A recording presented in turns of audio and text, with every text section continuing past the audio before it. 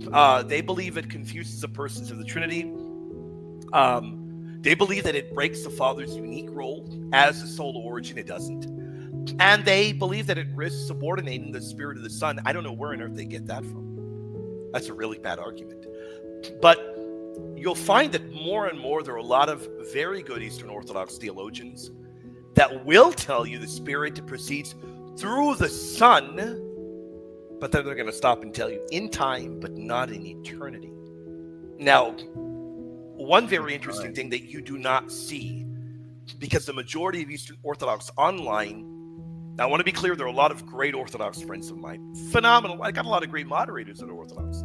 They're phenomenal people. And they've got really great scholars over there too. But in the online world, you have a bunch of neophytes, a bunch of people that aren't doing any real work. Because if they were doing real work, they would realize that Gregory Palamas adopts Augustinian theology on the Filioque. Now you may be thinking, well, there's no way Palamas taught the Filioque. Now, I'm not arguing that Palamas taught the Filioque in the way that modern day Catholicism, or even Catholicism around the time of Florence and before, taught it. But what is interesting is that Palamas will adopt Augustinian language on the Filioque, and Augustine taught the Filioque in eternity, in an eternal procession. Now, Palamas reappropriates that at times. At other times, you don't even know what Palamas is doing.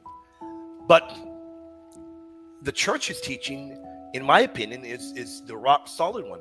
The Holy Ghost proceeds eternally from the Father and the Son as from one principle. And to me, I think biblically and according to the Fathers, that is the only thing that does make sense, because that doesn't divide the Trinity. And that doesn't subordinate the Spirit. But what that does is that safeguards the unity and the communion of the persons. And I think that that is downright necessary.